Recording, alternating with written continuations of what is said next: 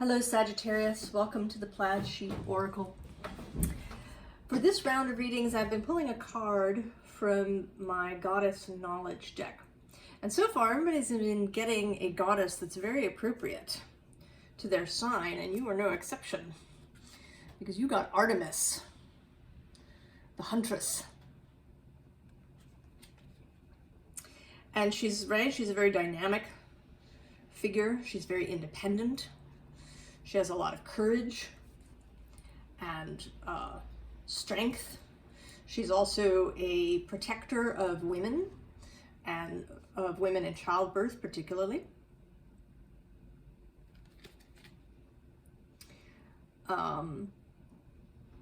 She's a very solitary sort of goddess, right? She doesn't have a partner or a consort.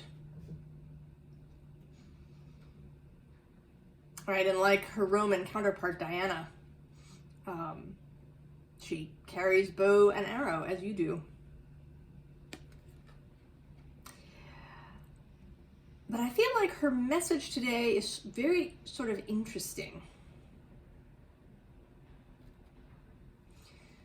We talked in your last reading about you developing, right, this good sight.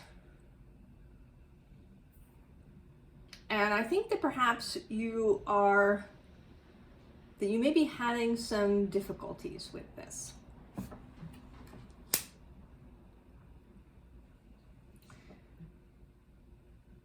And it may be sort of an internal issue. After I laid out these cards, to get a little bit of extra guidance, kind of to confirm what it was I was seeing, I sort of did a library oracle thing with my book of quotes. And what I got was, I know I'm not seeing things as they are, I'm seeing them as I am. And that's been attributed, I think, to several different people. So we do, right, we all have, right, our subjective view of the world. And I think that you're having trouble with yours. So this first row, right, we have this lovely four of earth here, right, a stone circle, a place of enchantment, a place of ceremony, a place perhaps where there's an easy connection with the invisible world. And it's very pleasant, right? It's a sunny day, there's bees buzzing in the flowers. But you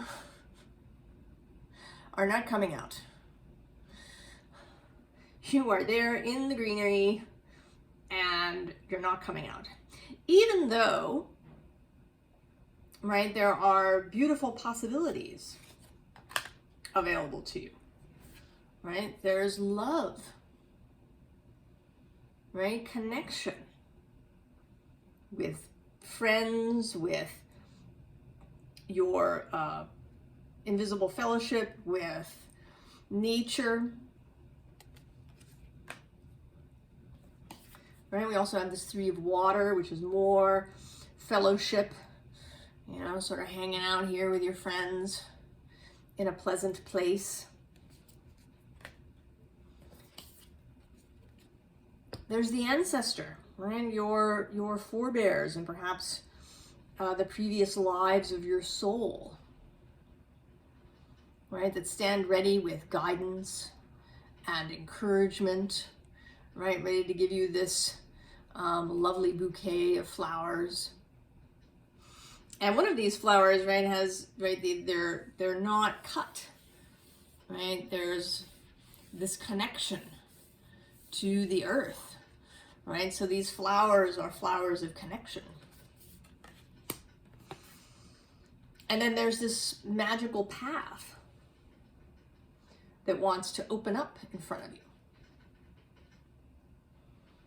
Right, that you can, you know, see where you need to go. I mean, you can't see way into the future, And I know, Sagittarius, that you like to, right? One of the Sagittarius things, right, is to look off into the distance, right? To sight that target, you know, that's in the distance. But you are, right? You're going to get enough information, right, to get you a little bit of the way. But I think that you are having stuff in your mind, right? This air motion card, right? These horses today look a bit out of control to me, right? The horse part of you, right, of your centaur, that you, right, it may be, right, I sort of feel like it may be a nervous system issue partly. That you are feeling very easily triggered. And that you're having trouble, you know, sort of turning your face towards the, right, towards the beautiful, towards the open future. That you're getting caught up in your mind. This dark matter card is underneath there. And this also looks, right, like kind of spinning out an overwhelm of information.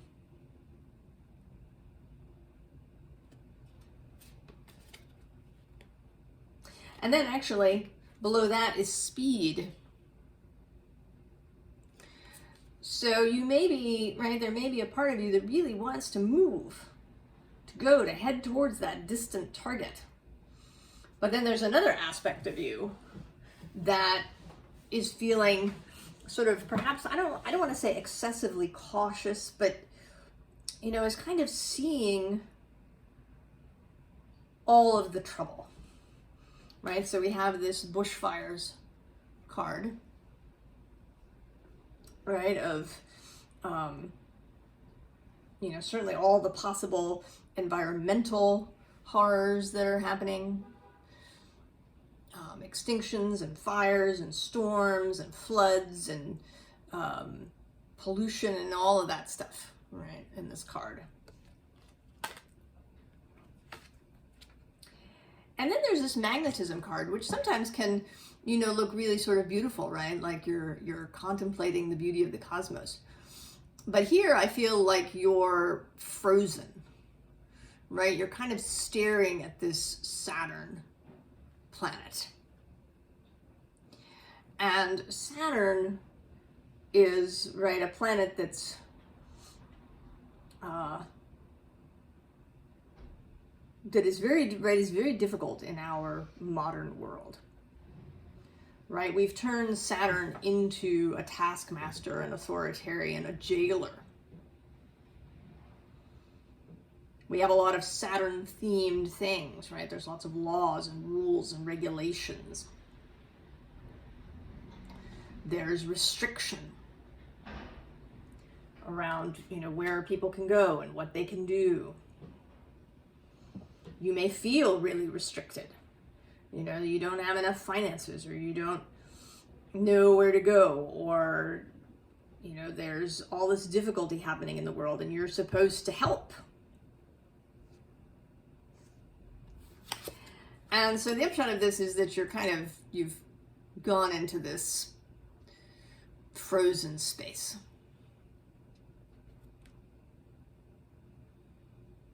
Right? The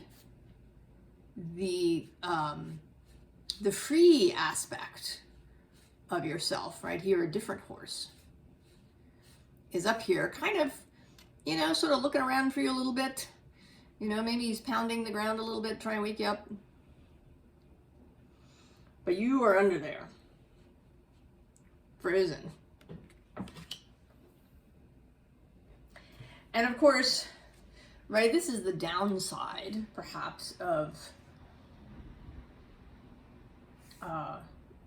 training oneself to see. Because it is true that it's not going to go well for everyone.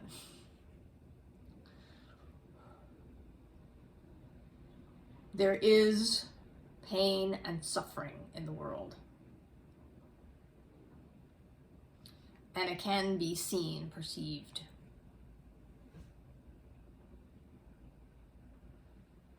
And it's very possible to get caught up in that. Right, the Bard is under here.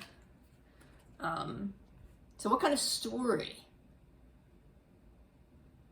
are you telling yourself? What kind of story are you telling yourself about, you know, what the world is and who you are and what your job is in the world? You know, is it your job to solve all of the problems? To make it all better for everybody?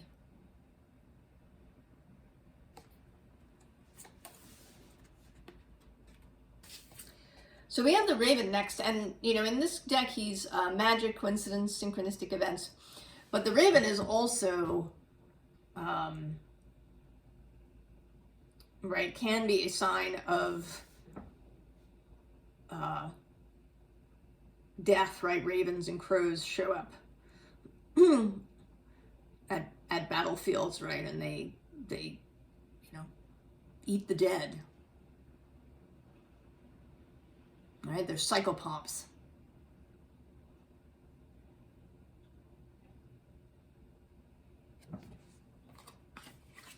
And then there's restriction and fear.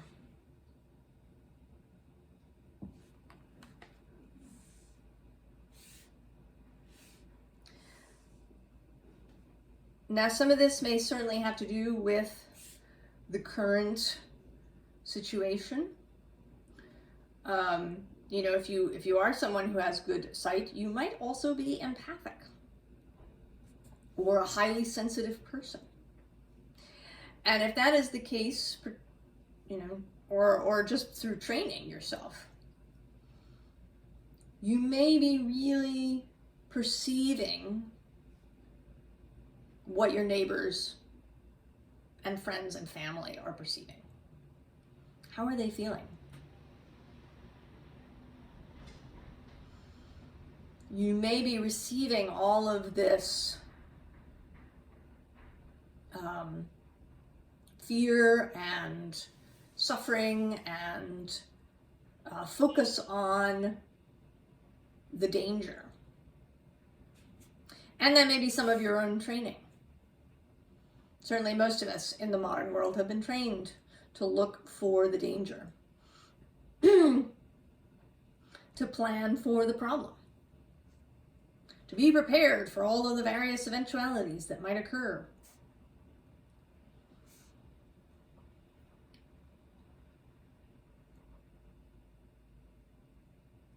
So I think you are right. You're seeing all of these things now. And the work now is to refine what you see and how you see. And this may involve, you know, for some of you doing some somatic work to help your nervous system be less reactive. It may involve having, you know, a specific practice, you know, so that you are using that sight in the beginning at very particular times and kind of letting it rest otherwise. You may need to stop entirely, right? Go cold turkey on news feeds and possibly all of your social media.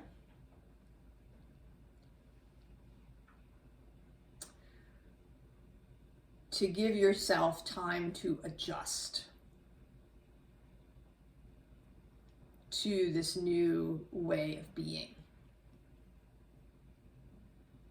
so that you're not feeling so reactive. We have this 8 of Fire, which is an interesting 8 of Fire. It came out yesterday, I think, in Virgo's reading. Right, it is the 8 of Fire, which is normally a very fast-moving energy, and there is fire, right, these lanterns in the background. But this person is on a panda, who is, you know, kind of a slowish animal, right? And she's not on an antelope or a cheetah.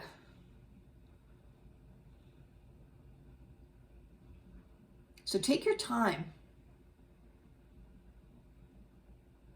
I know, Sagittarius, that you like to move, you like to go, you like to get there. But take your time.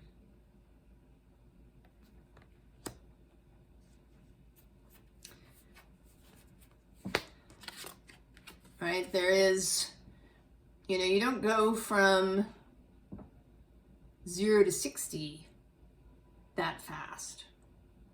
Right? That can be shocking on the system. Right? You want to manage, right? This is the Emperor. The Emperor, among other things, is a manager. Right? He knows when to delegate. He doesn't go off and do everything himself. And he knows how to take care of his own energy. Right? He knows when he can have an audience with people and when he needs to be by himself.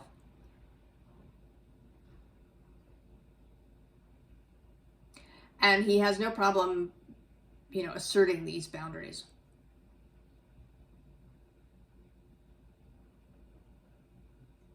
And you may need to. I mean, there may be, you know, sort of what might be called passive boundaries, right? By not engaging with online content, right? That's kind of entirely in your control. It may have to do with who you interact with. You know, if you have a friend or a relative who's a catastrophizing kind of person, you may just really have to limit your time with that person. Just through this transition, right? We're all going through a transition, a change, a transformation, a mutation.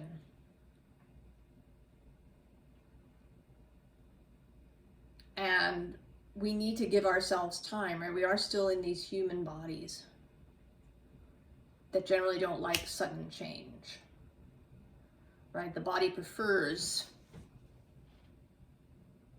right, a more gradual shift, right? That's why we have jet lag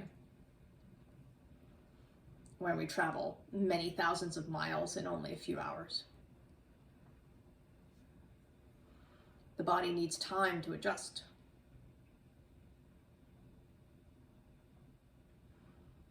And you may need to give yourself that time. Right? Time to just sort of sit. To not, right, necessarily engage with all of the stuff that's going on. And to not feel like you are somehow delayed in this process. That this isn't a setback. Right? The Chariot waits. We'll move when the time is really right. Right? That connection you have to your own soul, to your fellowship, to the source of all things.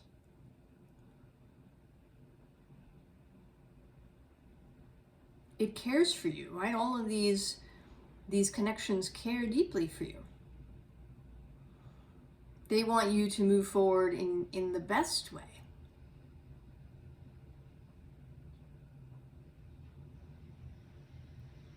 Right? To take the time to allow the adjustment. To be the novice. To be the student. To not expect to be perfect out of the gate.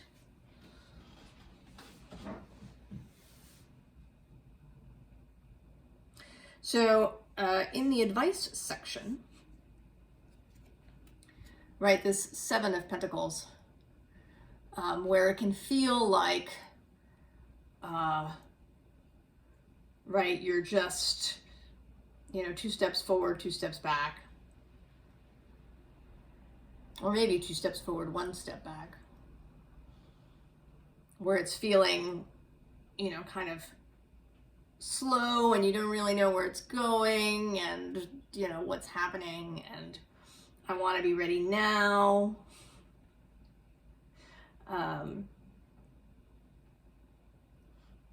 Right, when you're having that feeling, right, number one, remember that the Chariot waits. Right, there's all these, right, this whole group that's rooting for you. The Chariot cannot, will not leave without you.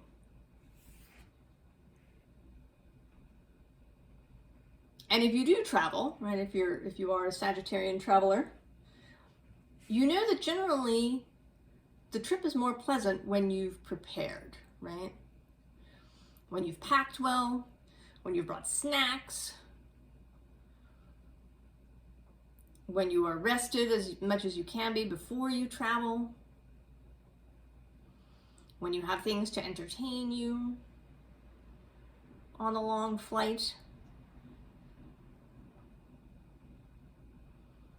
Right, when you've, you know, made sure your car is in good working order before you get on the road.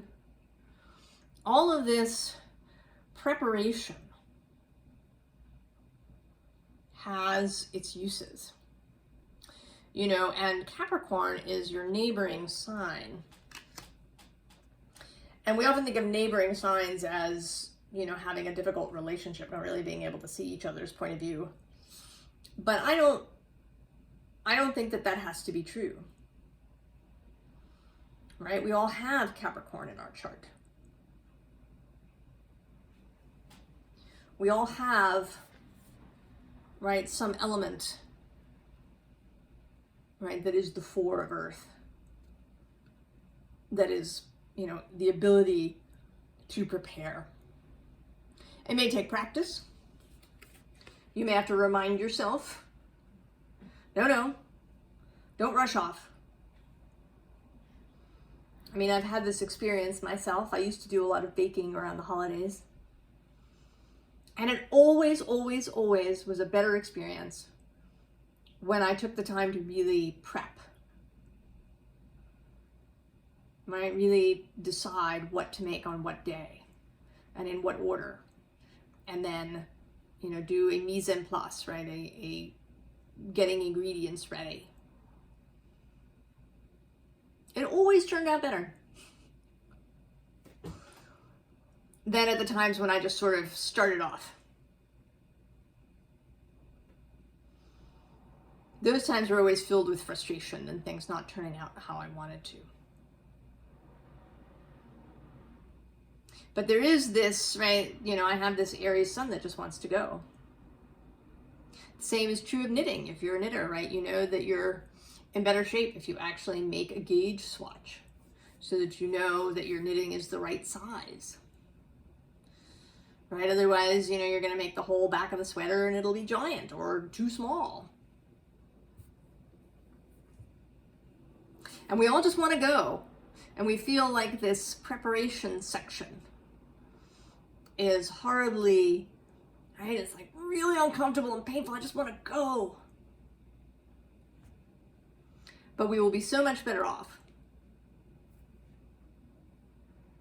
if we take the time to practice our new skills in a gentle sort of environment, to make things as easy and flowing for ourselves as possible.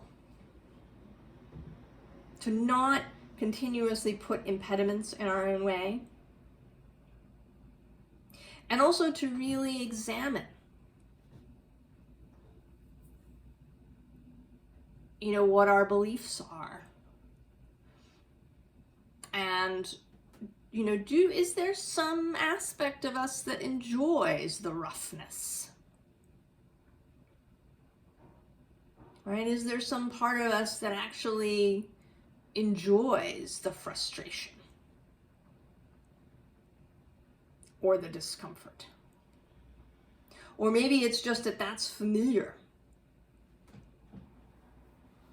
You know, it may not even be the right that we enjoy it, but that it's just right. It's what we're used to. It's what's familiar, is dealing with difficulty.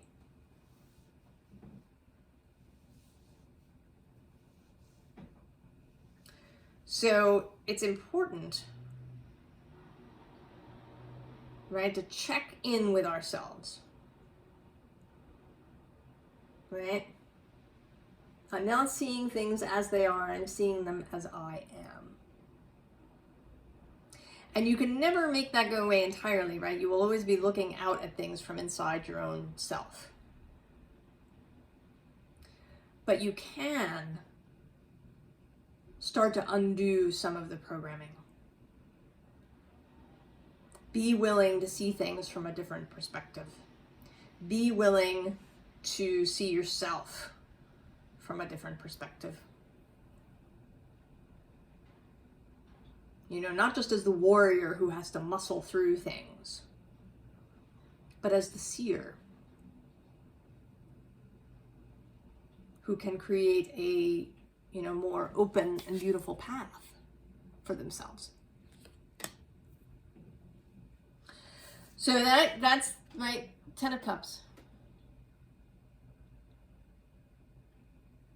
Right? Emotional fulfillment, connection to others,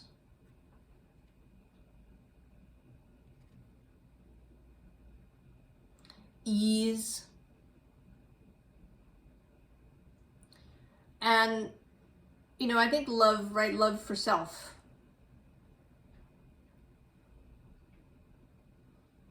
That you're worth taking the time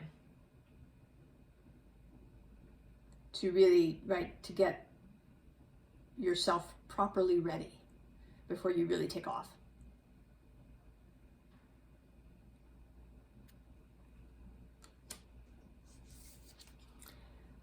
And right, and remembering your own capacity.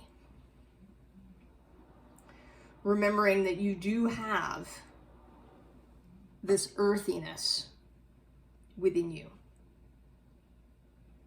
That you have the capacity to plan and prepare. To take care of your body.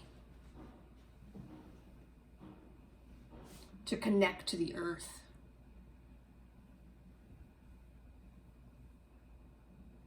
Right? To create a physical life that suits you. You know, even if you're an Aquarius who is, you know, kind of quintessential and travels and doesn't stay in one place very long, you can have stability within that arrangement. Partly internal, right? Your own internal strength and solidity, and your ability to, you know, prepare logistically. And both, you know, the kind of, you know, resources around you, money, transportation, food, all of that, but also, you know, taking care of your own nervous system. Right? The King of Pentacles has a balanced body, a balanced nervous system.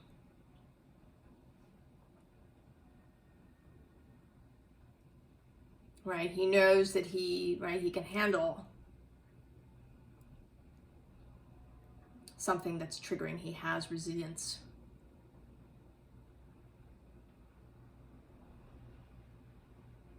He doesn't have to achieve perfection. But the more that he practices, the closer he gets to mastery. So take some time, Sagittarius, to allow yourself to adjust to this new self that you have. Right? Practice your sight. Practice your intuitive guidance. Take care of yourself. Honor your body's needs. And if you need it, get help in this work.